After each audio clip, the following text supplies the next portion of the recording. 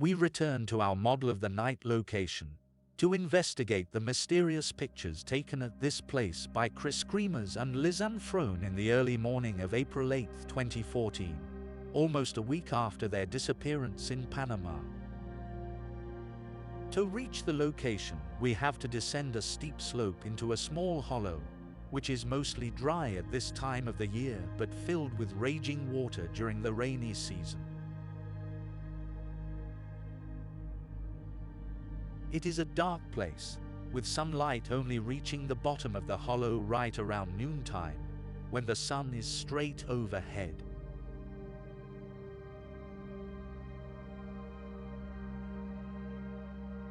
We do not yet know how the two Dutch girls reached this place, and whether they were attempting to climb up or down the slope when they set up camp at this place, probably somewhere in the late afternoon of April 6.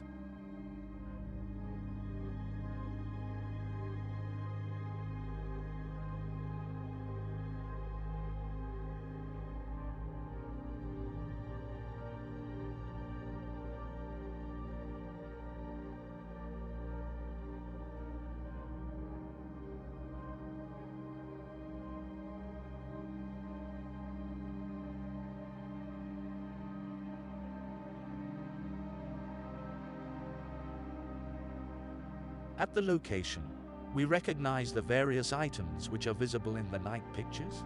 The stone the girls were sitting on, the steep overhanging cliff, and high above us the forked tree which is prominently visible in many pictures.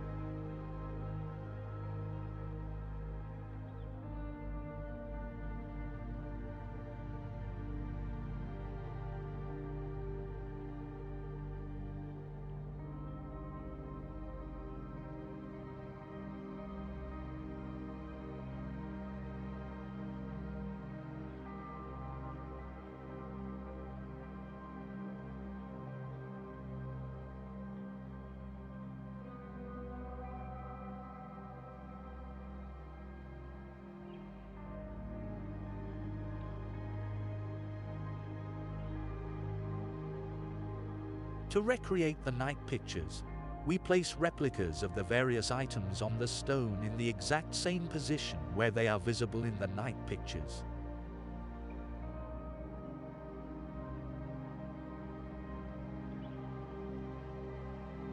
The twig with the two red bags is 1.4 meters long, but we do not know its exact purpose. One of the straps of the backpack is visible in image 576. Which allows us to correctly place the pack on the stone, as well as the paper letters and the mirror.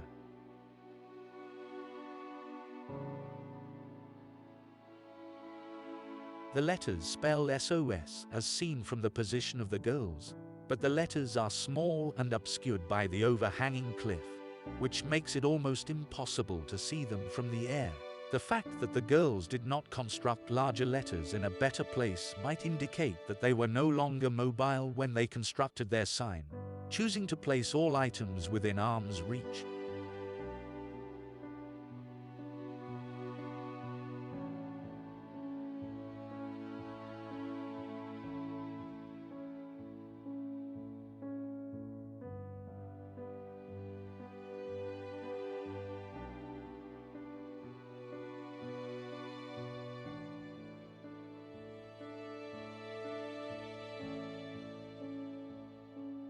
Photogrammetry, the technique we use to convert the night pictures into a three-dimensional replica of the location, also allows us to get the exact coordinates of the camera position during each of the pictures. When we plot these in the model, it becomes clear that the camera never left the stone, making only small movements which corresponds to arm movements from the photographer. If we assume most of the pictures were taken by Lisanne, we can now place her in the model at the exact position where she was seated that night. The calculations leave no doubt that Lisanne was sitting upright and never moved from this position, holding the camera in her right hand as she took the various pictures. Even before we constructed our model, it was already assumed that Lisanne was sitting in this position, as it is the only place which prevent her arms and legs from showing up in pictures 576 or 550. However, with the exact size of the stone now known, it is rather surprising that she is not sitting on the edge of the stone, but instead is moved quite far back, with her legs stretched out almost horizontal on the stone. The big question, which has been debated for many years, is where exactly her friend Kris was seated. But before we turn to this, we first take another good look at the orientation of the camera in the various pictures. When we hold the camera in our right hand and aim it more or less ahead of us, the pictures turn out in landscape orientation. However, when we stretch out our arm and move the camera away from our body, the pictures change to portrait orientation. We can clearly see this effect in image 550 and 599. Images in landscape mode are taken straight ahead, while images in portrait mode are taken to the side. Anyone can easily verify this at home with a similar camera. The fact that the famous hair picture, image 580, is in landscape mode proves Kris was straight ahead of Lisanne at very close range. In order to be within range of the camera, Kris has to be either in front or to the side of Lisanne, but she cannot have been sitting to the right, as otherwise she would be visible in image 576 or 550. And to the left of Lisanne, the rock wall does not leave sufficient place for another person. The only option left is that Kris was seated right in front of Lisanne. With the two girls seated like this, we can effortlessly recreate image 580.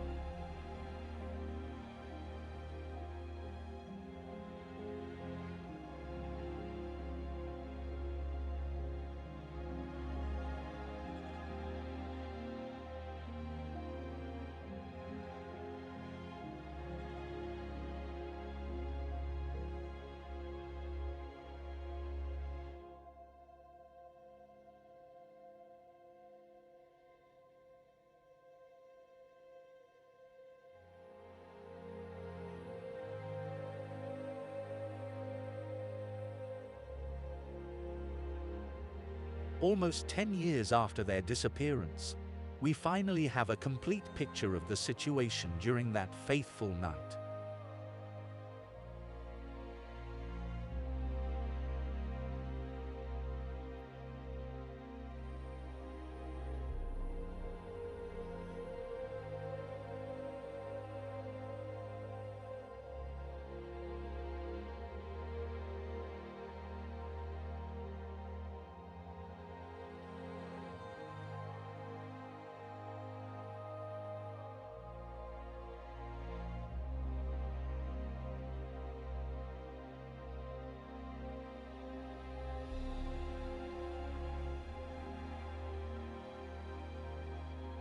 Armed with this knowledge, we can now take another look at the complete sequence of the night pictures to see what more we can learn from these.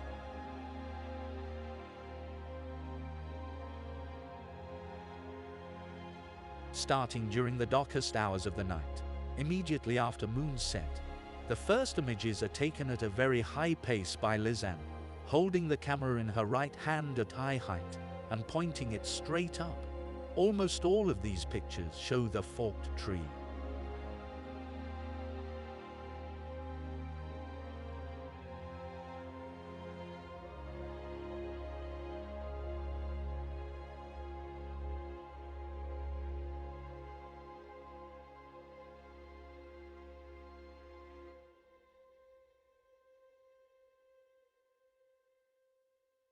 However, 8 minutes after the start of the sequence, image 541 places us for a mystery which took a considerable time to solve. We can see what looks like a hand and a small piece of hair. Hundreds of tests in our model finally brought the answer. We are looking over the left shoulder of Kris, who is holding up her hand, perhaps to take over the camera, or to shield her eyes from the bright light. The fact that the camera is in portrait mode confirms that Lisanne is still holding it in her right hand, stretching her arm in front of her body.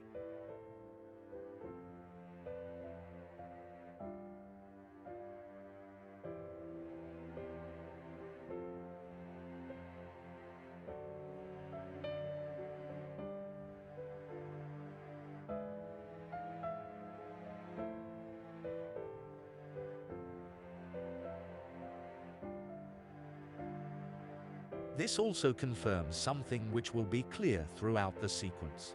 The girls are in absolute darkness, unable to see anything, and even the simple act of handing the camera from one to the other presents a big problem, as they cannot see each other's hands, requiring them to flash the camera just to guide them along.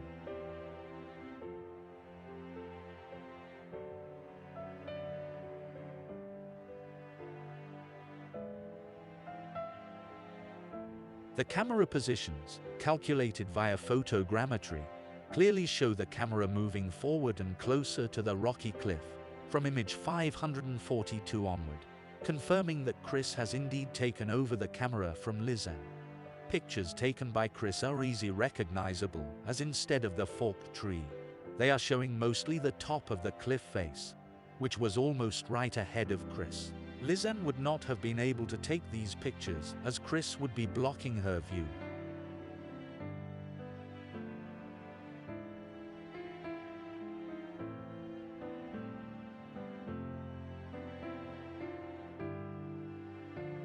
Although some later pictures are less clear, there is no doubt images 542 till 547 have been taken by Kris. Image 547 seems chaotic at first, but with the knowledge we now have, it is easy to solve. We can see fingers and a hand reaching for the camera, and we can see a lock of hair, indicating that Kris is handing the camera back to Lisanne, this time by moving it over her right shoulder.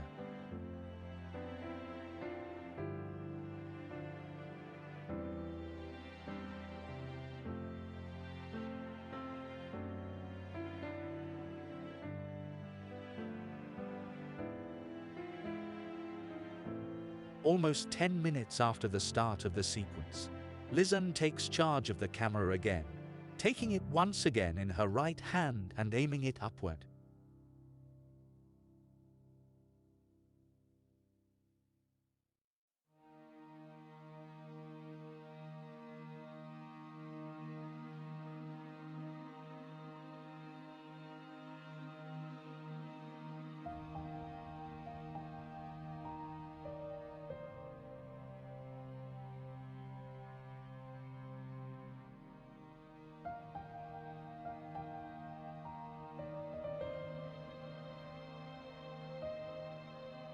However, after taking only 2 pictures, something unexpected happens when suddenly Lisanne turns to the right, stretching her right arm out and moving the camera close to the stone as she seems to aim at the dense vegetation beyond the edge of the stone. There is no doubt image 550 is aimed very deliberately, almost certainly because Lisanne hears something in that direction. It is clear that the girls are on edge, and the bright light flashes will no doubt cause some consternation in the surrounding wilderness.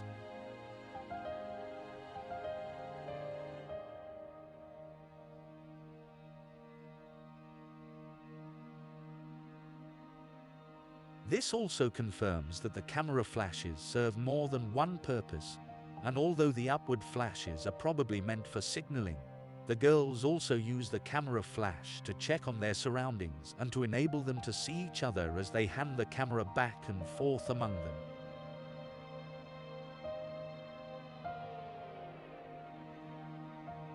Given how important image 550 is to our understanding of the night location, it is a strange coincidence that this image was apparently only taken by impulse after hearing some sound.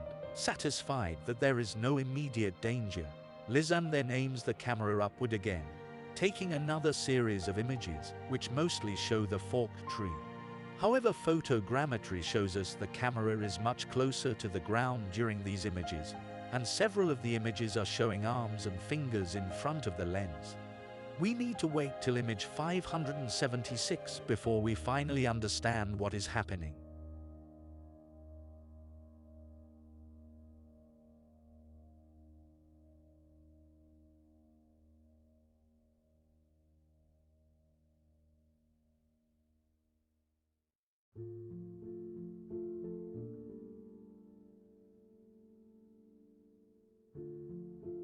Just like 550, image 576 shows part of the stone. However, this time the camera is in landscape mode, and photogrammetry shows us it is basically in the same position as during the previous images, only aimed differently. The big advantage of 576 is that it shows us the little mirror, made from the back of a Pringles can. As we know the size of these cans, we can extremely accurately calculate the distance of the camera to the mirror, and also the height of the camera above the stone. When we project this into our model, we discover that this exactly matches with Lisanne leaning the camera on her right knee. No doubt tired from holding the camera at eye height, Lisanne has lowered it upon her knee, while still flashing upward, which caused her arm and hand to come into view on preceding images. On image 576, she fails to keep the camera pointed upward, causing the SOS sign and the stone to accidentally come into view. Although she raises the camera from her knee, pointing it upward again, Lisanne is clearly tired and prepares to hand the camera over again to Kris. But as she struggles to locate Kris, her outstretched hand, she takes an image of the back of Kris, her head instead, which becomes image 580. Although it might serve some other unknown purpose, most likely image 580 is just a byproduct of searching for each other's hand while handing over the camera, and similar to images like 541 and 547, which were taken in the same situation. The fact that Kris has taken over the camera is evident when subsequent images show the top of the rocky cliff again. However, by now the camera battery is struggling and taking ever longer to recharge the flash, and the pace of the pictures is slowing down rapidly. Kris takes just a few pictures before handing the camera back to Lisanne again.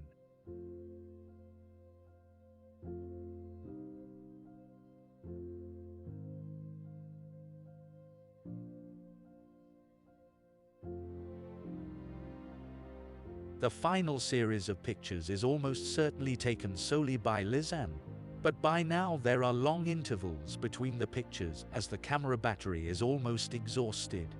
The fact that some of these pictures are in portrait mode indicates she apparently stretches out her arm, aiming the camera at the opposite shore. Based on this, it is quite possible that the last 10 pictures are all taken to check on the nearby forest and no longer intended for signaling.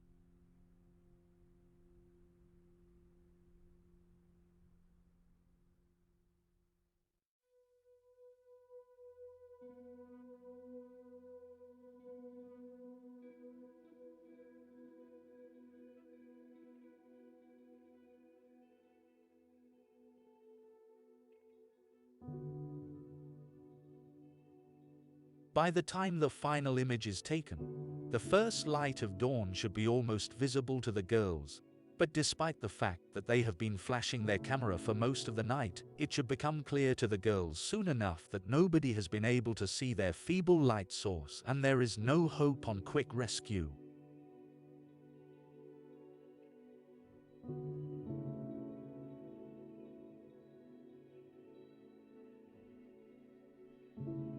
We do not know what happened to the girls after the night pictures. They may have moved on the next day, or they may have stayed at this location for the remainder of their days. Most probably, we will never know, and we can only admire their bravery in keeping hope and fighting till their last breath, doing all they could to make themselves seen.